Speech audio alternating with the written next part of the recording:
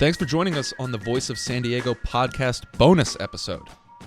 I'm Andrew Keats, assistant editor at Voice of San Diego, and this week I sat down with Tasha Williamson. She's a community activist running for mayor of San Diego. You may know her from her frequent appearances in media. She is an activist often against police violence and for criminal justice reform. And this is our first episode that we've done as an interview with the candidates for mayor of San Diego. We'll have the others on for interviews soon, and in future episodes, we'll feature other folks running for office in 2020. I spoke with Tasha the day after a mayoral debate that I attended. Candidates Todd, Gloria, and Barbara Bree were both there, but Tasha wasn't. She told me when she came in that she couldn't make it to the debate because she had to work that night. So we started off talking about her personal history, and she is seen as a lower profile candidate. She has raised practically no money for her race. She came in alone for the interview without a handler or staffer because she does not have any handlers or staffers. And we talked about how she got into activism, what she would do as mayor, whether that has to do with criminal justice reform or homelessness, and a bunch of other issues.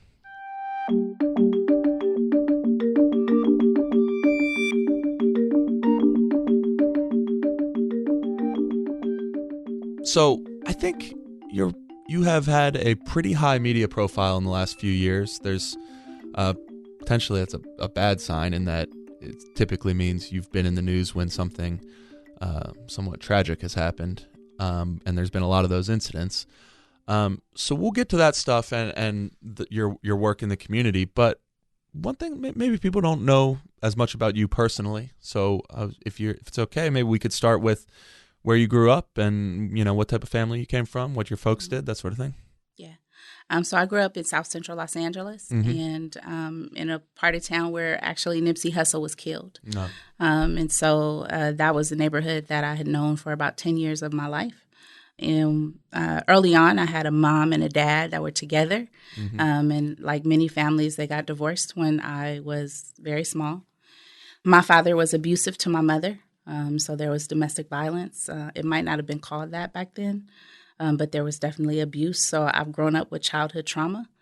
I was sexually abused by people in my family. And so that has been a lot of healing that I've had to go through from that childhood trauma. And then also letting my family know about that childhood trauma as I became a mother myself. So you told them when you were considerably older, as an adult. Yeah, as an adult. How did they handle that? It can't be an easy thing. They didn't believe me. They didn't believe you. They didn't believe me, so it was very hard. We became a little distant for a little bit of my younger 20s, and then my brother, who was the one, and my cousin. My cousin early on apologized. We were all young when it happened, and but my brother lied, and so my family believed my brother. And when he went to prison, he wrote a letter and mailed it to my grandmother's house, and it was mailed to me. And my grandmother thought that was odd, so she opened it. And in the letter, he was apologizing. So by that time, I was here in San Diego, and, you know, I had 3 of the 4 kids. And my mom and my grandmother came and apologized. And so it was a lot of healing from there. But forgiving and, you know, understanding that my mom couldn't really protect herself, so she wasn't able to protect me.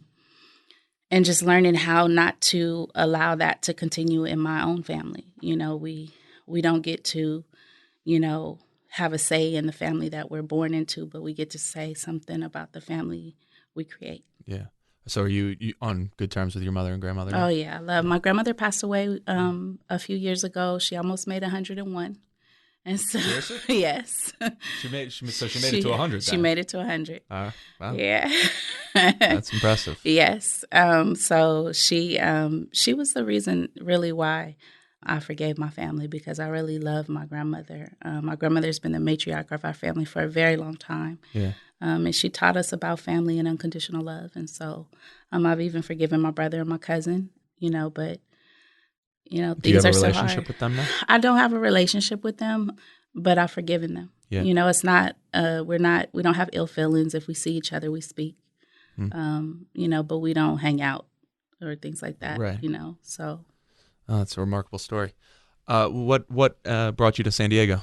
My husband, who's my ex-husband now, was in the military, and we met in Los Angeles, and he brought me and my 3 kids here to San Diego, and we got married a few years later and divorced 9 years later.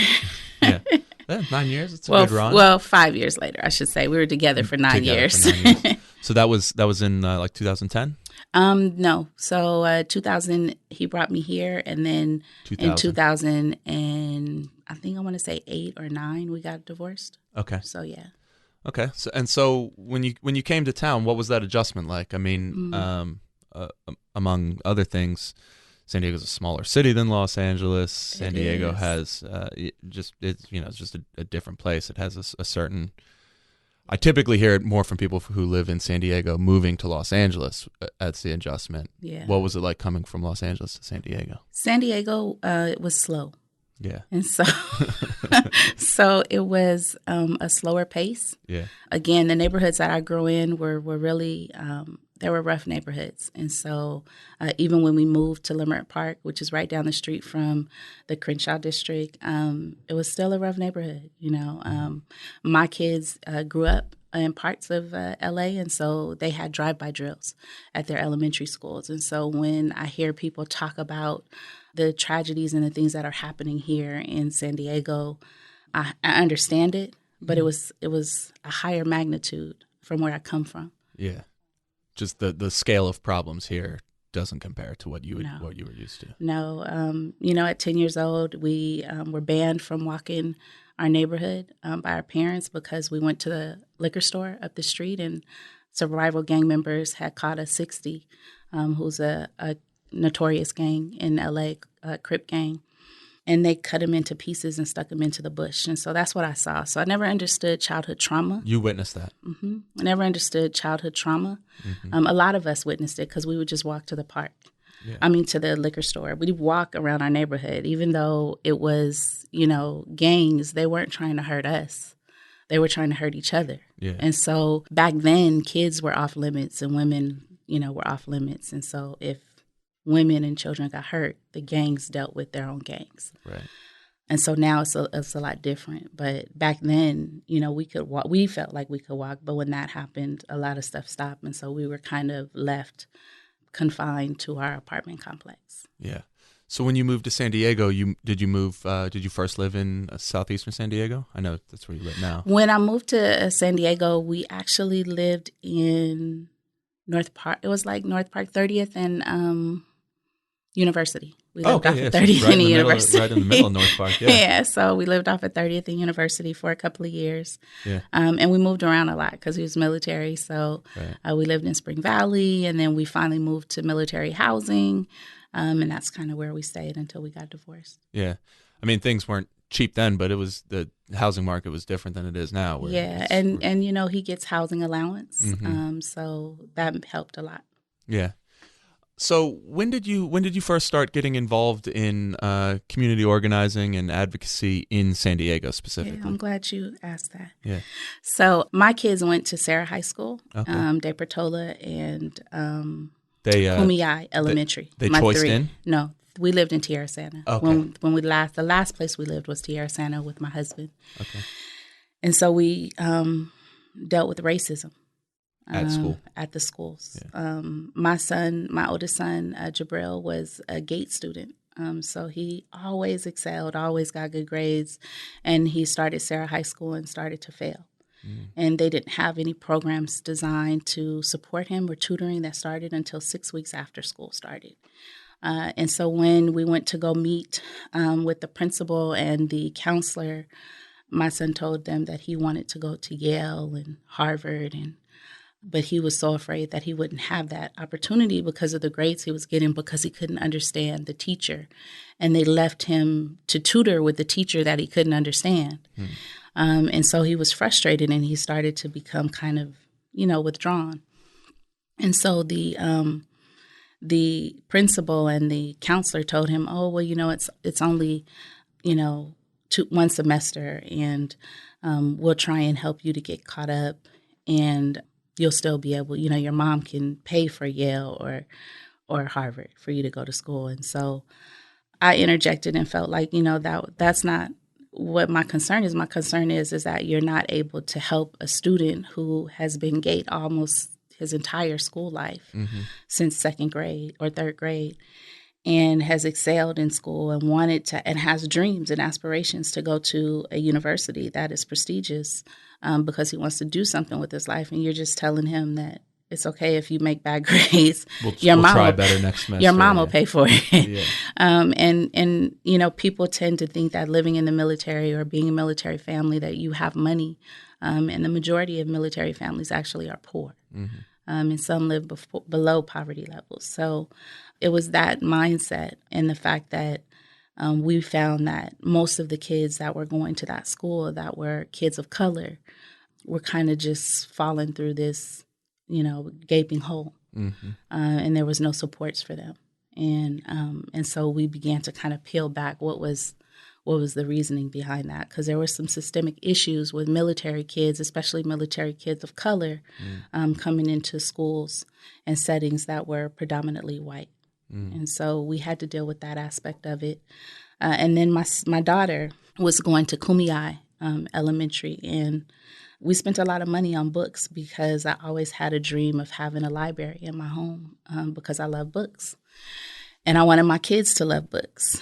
And her teacher sent a response of like, your mom must really love you because she spends a lot of money on your books.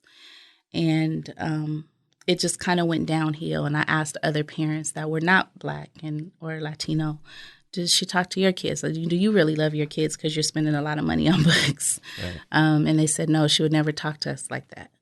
And so it was just some of the things that people have been able to say without thought. Or just because. And so my daughter started to kind of get withdrawn because there were things that were said to her in the classroom that weren't said to other students. And so we had to, they actually brought me into a setting where it was a bunch of professionals and it was just me and to talk about my daughter. And so this is around the same time that your my son was going through the same thing. Yeah. And San Diego Unified School District had just got a new superintendent from, I think it was Long Beach. And, things were kind of rocky. And so they brought me in, and the teacher was telling me that my daughter wasn't doing well in school and, she wasn't doing well academically. But I had kept all of the weekly reports that she gave me, and all of them said, Ajane's doing good, she's excelling. And I said, well, how am I supposed to know if she's not doing good if you send these weekly reports that say this? And she had made a comment to my daughter in one of the reports saying that, if you didn't play with video games or watch TV, you probably would do better. And at the time, my daughter didn't have any video games, and there was only a TV in the living room.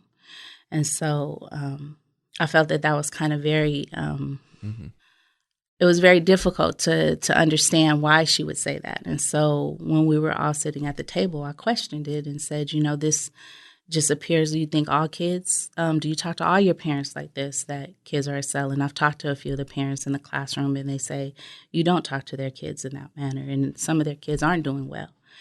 And so we kind of had to look at, Ajane was at the time the only student in her classroom that was Black. There might have been 3 or 4 kids in the whole campus that were Black. And so there was some issues of biases and how we relate culturally to people who look different. And so we had to deal with that. We were actually going to file a federal lawsuit against both schools, the school district, because of the constant, things that resembled biases and racism. And at that time, the superintendent came in and said, you can opt into any school you want. We will make sure that you have everything that you need and that your kids will do better. And so remembering that my mother bussed me out and sent me to schools because she thought that they would be better and that they would have less activity that was negative. Yeah. I wanted to send my kids actually to schools where people resembled them and looked like them so that they would not lose a sense of themselves and that they would be able to learn how to. Did you feel that you had lost something, a sense of yourself by being bussed out? Yes. Really? Yes. Yes, it was eye-opening. I mean, I got to do a little bit of classes that were not in my inner city schools. I took drama. I got to see kids that were driving around in Ferraris. Where did you go to high school? Van Nuys, Okay. Birmingham High. Yeah. So that was where I went ninth grade. I was, because of my childhood trauma, I can understand now, but I used to be very violent. So I went to 4 different junior high schools because I fought a lot. Mm-hmm. And so I had to learn as I got into high school when I finally went to Fairfax High. And that's where I stayed the whole 3 years. I met a psychologist who actually taught me how to communicate effectively, how to deal with feelings, how to understand emotions. And so that really helped me even today. Yeah. So what school did your children end up in? The Lincoln High School. Lincoln High. So I mean, and Johnson Elementary. So you choiced into the Lincoln cluster. I did. The problem in the Lincoln cluster right now is so many parents who are involved choice out of it. That's right. I think it's like the district. It's the school that students most choice out of. Mm-hmm. If it's not the most, it's one of the most. What was your experience at Lincoln? I had a wonderful experience. Really? We were actively involved. We actually, I got a job, I landed a job at Jacob Center, and we were the folks with Project Safeway. And so we actually monitored the blocks, 12 blocks of the Diamond District, which included about 12 schools, and private and public, and made sure that kids got to and from home safely. Mm-hmm. And so some of my experiences, if not most of my experiences growing up, actually helped me to be able to communicate with folks that we would see along the way. Yeah. It's interesting. It's a kind of classic story in San Diego that people's first experience in politics comes through the school district because of things that their kids are going through. Yes. I think, Bob Filner's story began that same way too. Yeah. So your first experience in advocacy was really with schools. It was with the school district, yes. Yeah. And so then, one of the early places that I was exposed to your involvement in local politics was with the Compassion Project.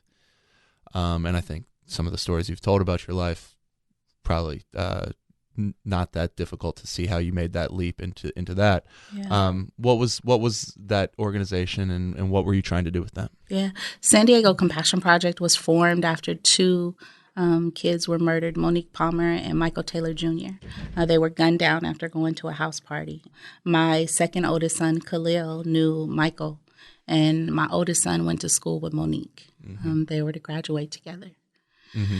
So how it started is Project Safeway. We were on the corner, and the day of their killing, Monique came to the corner with my boys and, asked could they go to a party. And being from Los Angeles, I said, I'm sorry, I don't do house parties because I went to a house party and it got shot up. Mm-hmm. So I would never let my kids go. Unfortunately, I was deemed the mean mom. I'm too strict. But, now they love me. So I'm glad they understand.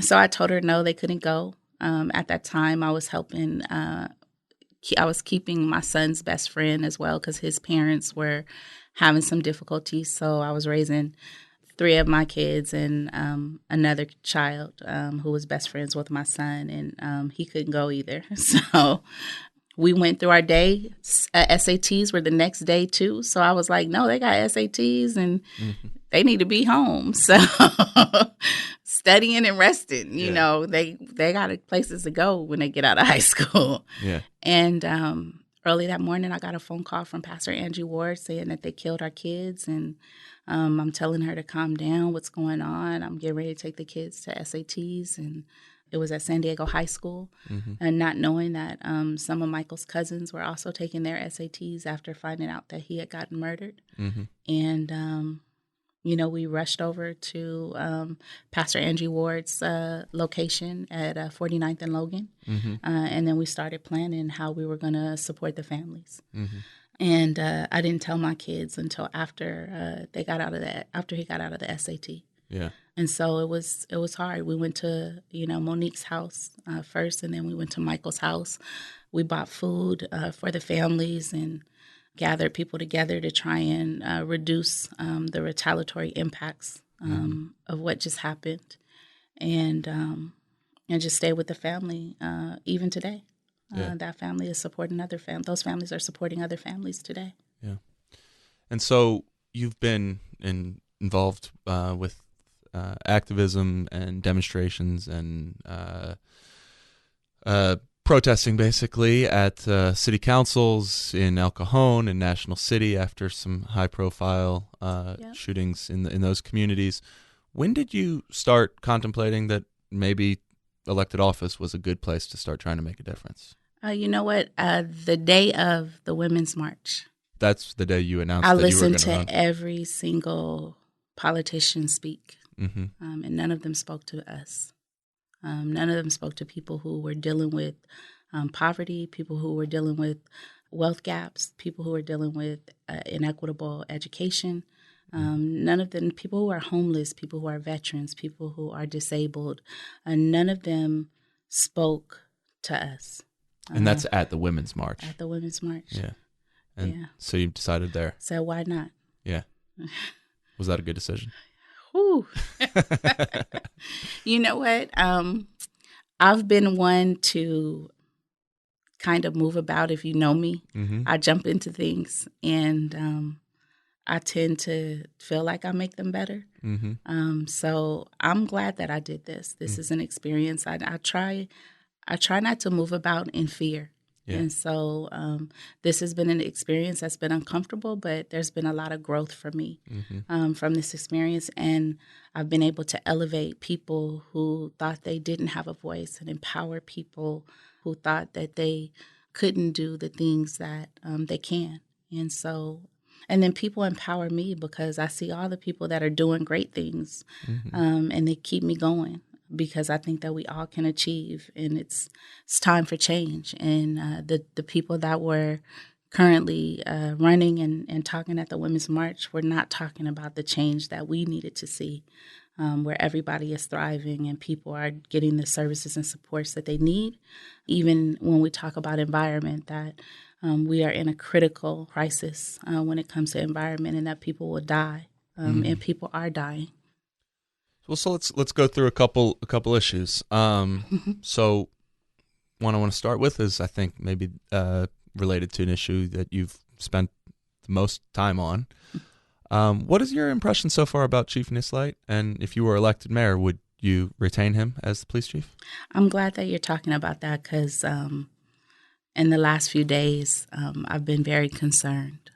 With the rape kits that were not tested properly, and the fact that he didn't even know that it was approved by his executive chief, and the fact that he has not been transparent.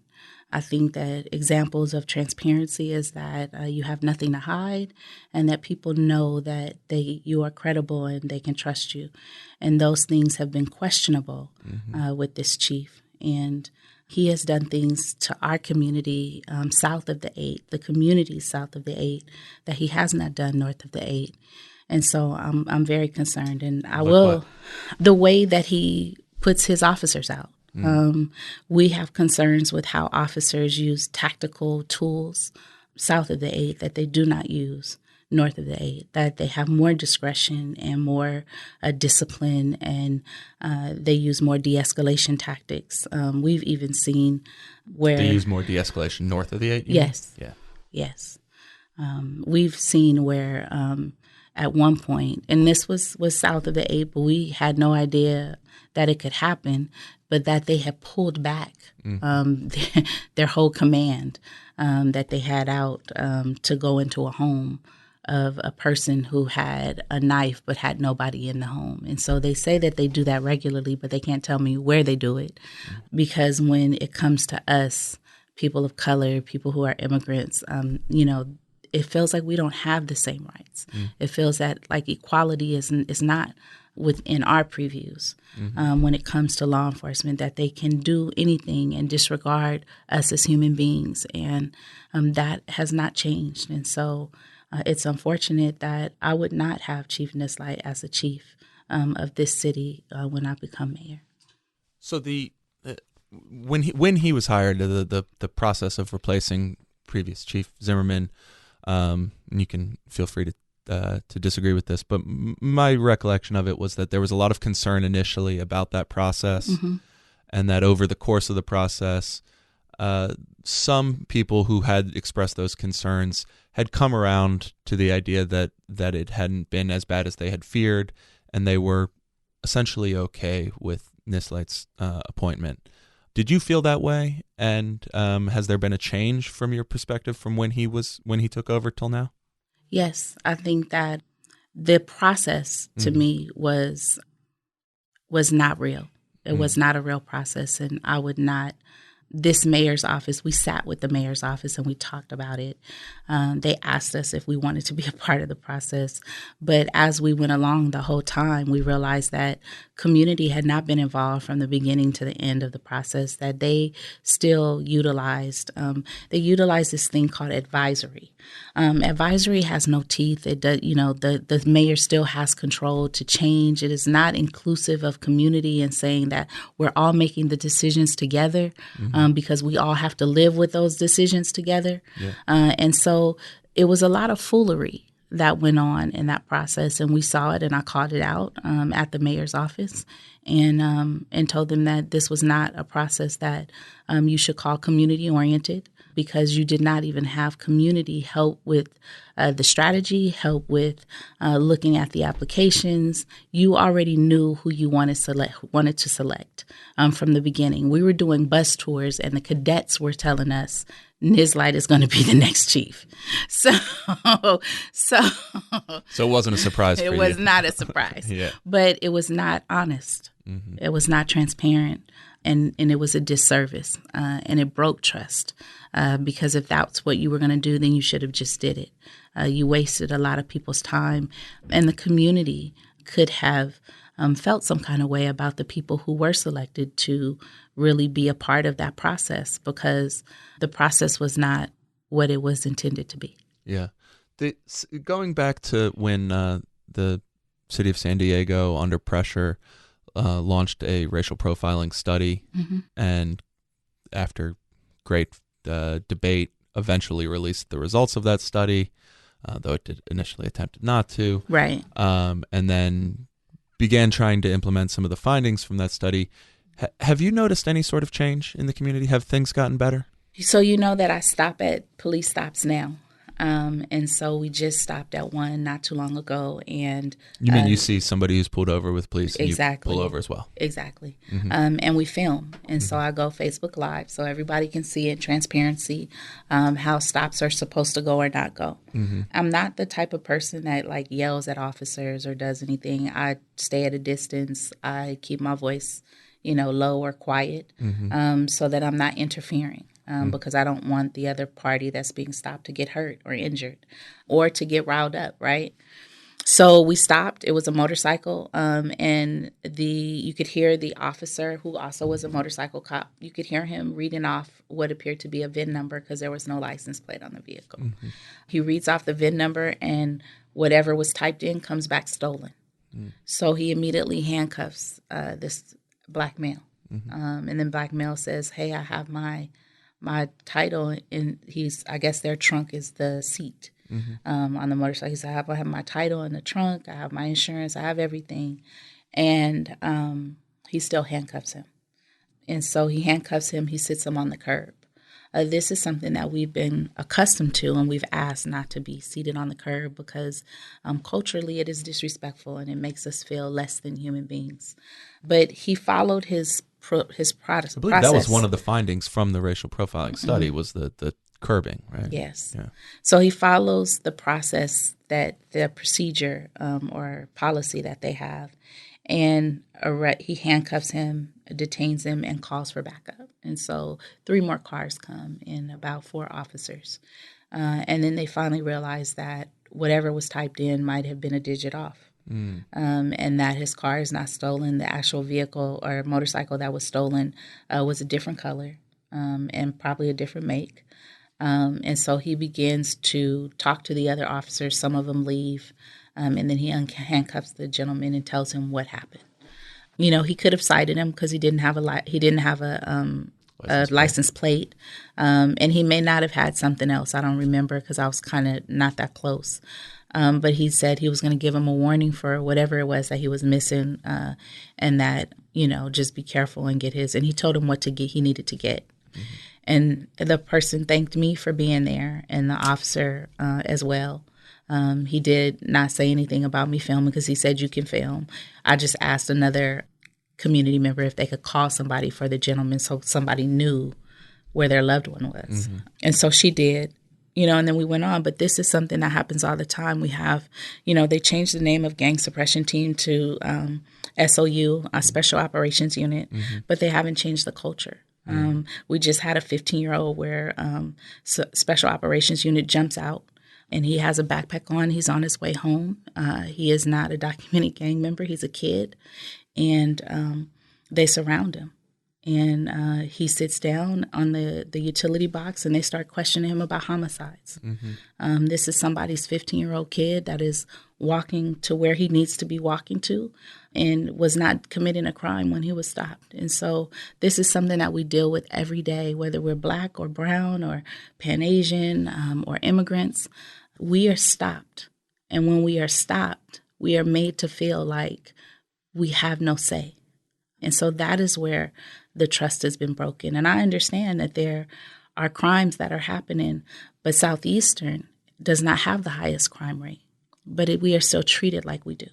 And so those are the things that has caused me to have great pause with this chief, because he has not changed the culture of his department where women are safe as police officers, even in his department. There are situations that have been covered up and have been hidden from the public that should not be. He should be open and honest about wanting to change his culture and what he is doing to do so. You've also spoken quite a bit about homelessness, and I think pretty much anybody who spends much time in the city, especially downtown, would say that the outcomes have not been good. The city, whatever they have done, has not meaningfully reduced the number of people who live on the streets, to say nothing of the people who are homeless but not quite as visibly. Yes. I've read a couple different quotes or seen you speak at events where you say the city hasn't done enough. What is it that the city should be doing? If you were mayor, what would you do differently around homelessness? Well, let me tell you what I wouldn't do. I wouldn't invest $200 million into a building that had asbestos where we paid $18,000 a day in fines. That's what I wouldn't do. But what I would do is I would invest money in a building where we were going to create housing so that we could get people out of homelessness and put services and supports there so we can create communities. Communities for people where they feel safe, where they feel that they can get the supports that they need, and where we can have them lifted up in wraparound supports based on an assessment per individual, not in a box where we just dump people and say, hey, you got all this and, make the best of it. But really make sure that services meet the needs of the whole person. And so we've been doing that very well with San Diego Compassion Project, making sure that our families are lifted up and learn how to, survive. Because that's what they're doing. They're learning how to survive with the loss of a loved one and making sure that they get services and that we assure them that the feelings that they have are safe and are normal, right? And so that we can get them to the next step and make sure that they feel supported along the way. Those are the same things that need to happen with people who are homeless. They say that there are some people that want to stay homeless, but they want to stay homeless because they're not safe. They feel safe out on the streets for some reason where they don't feel safe in a shelter. You have people that will not go to shelters because shelters are not being regulated. We will regulate shelters because shelters should be a safe place. Shelters should not be infested with rats, roaches, and bed bugs. Those things shouldn't be happening. We should be making sure.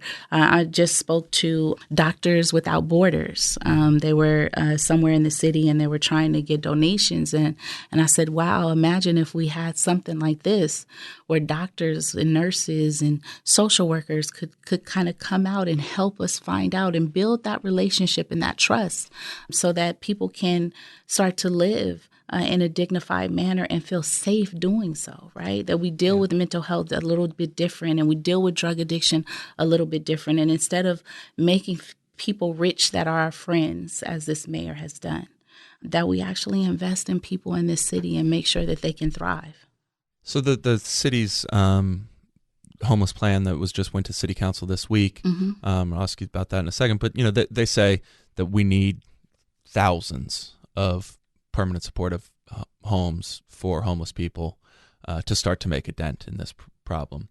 And it sounds like you support a housing first policy. Is that fair to say? Definitely. So not like San Diego's though. Okay. Well, so the common argument against housing first is, sure, housing first, but it's expensive and it takes a long time. So what do we do in the meantime? But between now and whenever time we can reasonably expect to build 3,000 affordable homes, where that these people might be able to get into so that they can start to deal with some of their other problems. Do we just do nothing in the meantime? What do we do in the meantime? What do you do before that? I think that so when we look at, like, people are venturing into Section 8 and I believe it's called rapid rehousing. That's kind of where they're plugging folks that are homeless, and they're having a hard time finding housing. And so I think that one of the things we need to do is start bringing in homeowners and apartment complex owners to start to help them feel comfortable with having people who have vouchers in their places, because there is a stigma on that. And I think that what's happening is that people aren't able to find housing, once they get through that transition, because you go through a shelter or you go through a program and then you're placed on like a wait list. And then you wait for so long and then you get these vouchers, rapid rehousing or Section 8, or you get a voucher for hotels. And the hotels fluctuate. We're spending a lot of money, millions of dollars, every month on hotels because the prices vary day to day. So it could be $50 today and $80 tomorrow and $100 the next day. And there's no set price. And so we've spent millions of dollars putting people into hotels and motels versus putting them into actual homes. I think looking at all of the homeowners that we have and making sure that as a city and a county that we're working with them, because that is where we can get people in right away. These people have properties that have no one in them for months. And if we can assure them that we will check in on folks and we will make sure that their homes remain clean and that there's no damage to them, because we have supportive services coming out into those homes as well, that we can start to house people right away. We're just not looking at that. We're not looking at any of those as an option.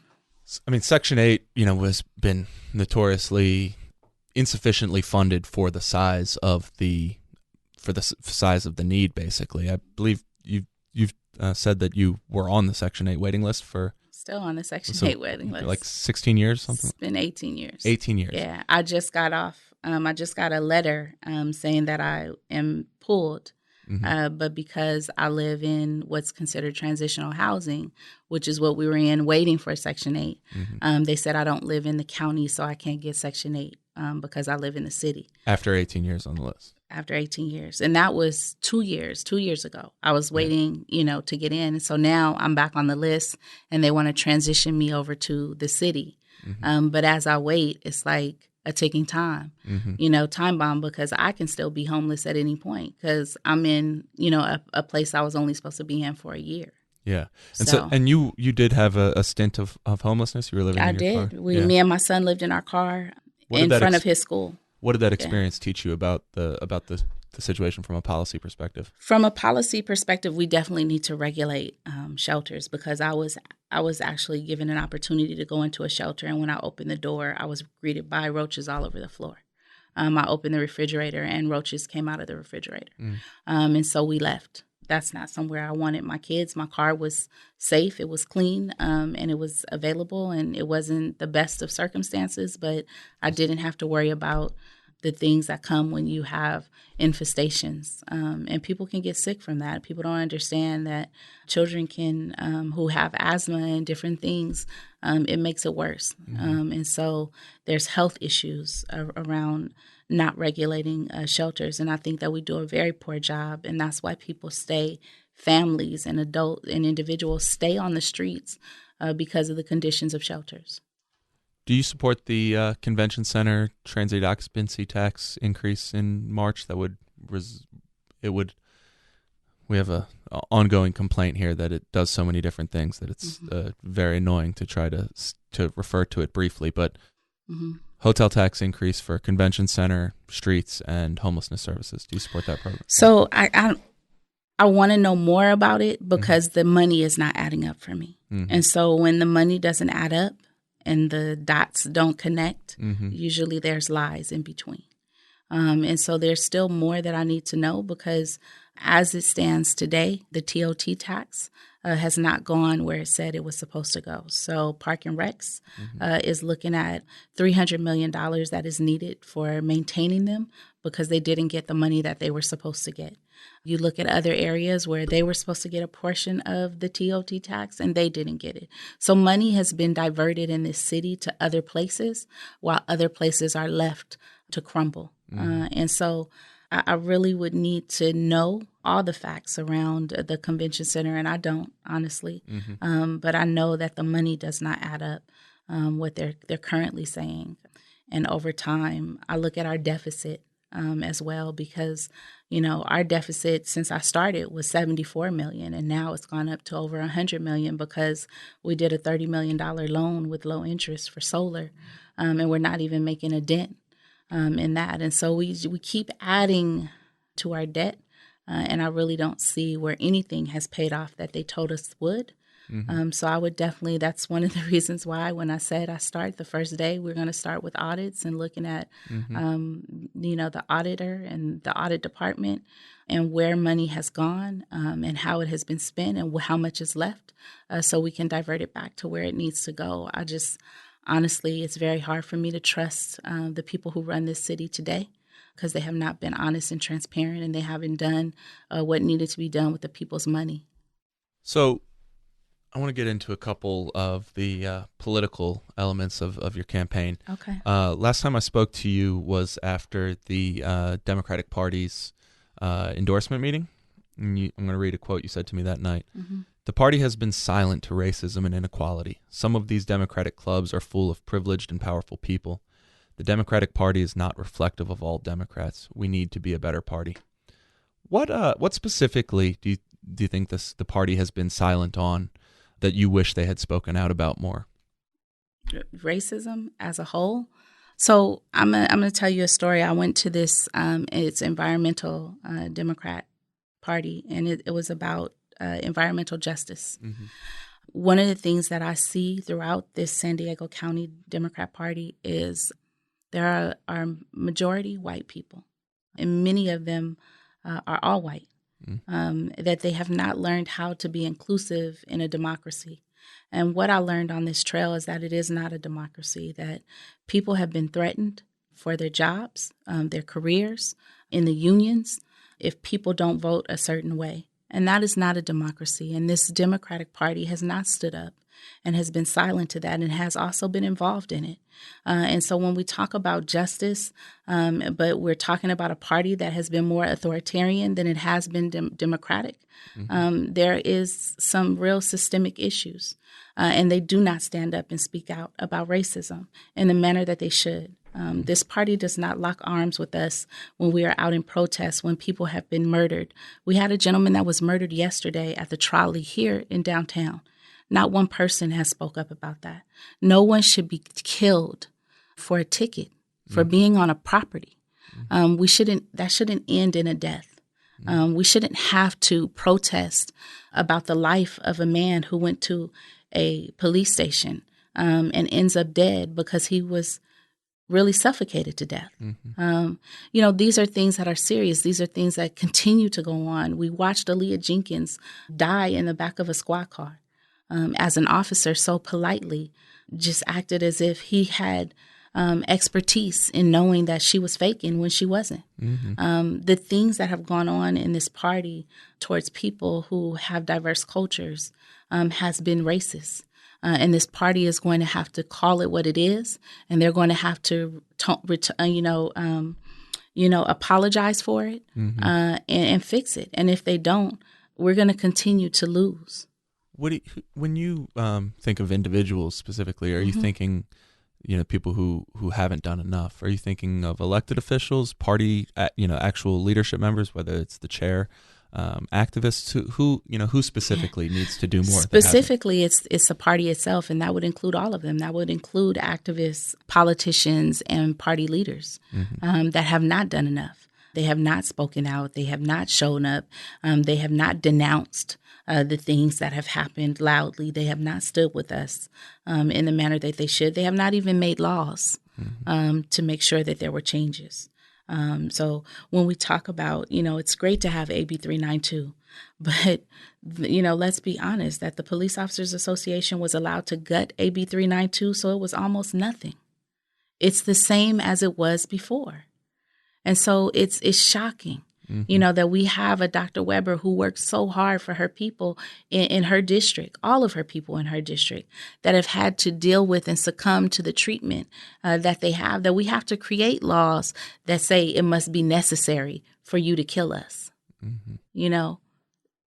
People need to hear that there's laws that we have to create that says it must be necessary for you to kill us. Do you get any impression that things are changing? Do you look at something like Councilwoman Monica Montgomery's victory last year amazing as an indication that things are changing? When people get tired enough, they will change. They will vote like they want change. And I think that was it 2018? 2018. Yeah. 2018, we voted like we want change. And we were tired of status quo. We were tired of having people in offices who didn't understand us or support us, even if they looked like us. And so we made that change as a united people who said we want someone who will respect us, who will represent us, who will not forget us, and who will be our voice and be our voice loud and clear. Now, Monica was quite a bit outgunned in that race. She was. Had the party had endorsed her opponent. Basically, every elected official in town had endorsed her opponent. Labor unions were knocking on doors for her opponent. But she did have some money. She had enough money to run a campaign. Let me ask, at the last filing deadline, you had raised less than $1,000. You came here alone. A lot of other candidates, when they come in for these interviews, have a handler or two handlers with them. How are you going to win this race? With the people. So it's going to take the people. We are a grassroots campaign. And when I say grassroots, it's not like Todd Gloria's grassroots. We are grassroots in the blades. We are in the streets. We have boots in the streets. We have the experience. And we are running this campaign just like the civil rights movement. Because that's what we are up against. It is still a civil rights movement here in the city of San Diego, one of the richest cities in the nation, and also one of the racist. Tasha Williamson, thank you for coming in. Thank you. Good luck. Thanks.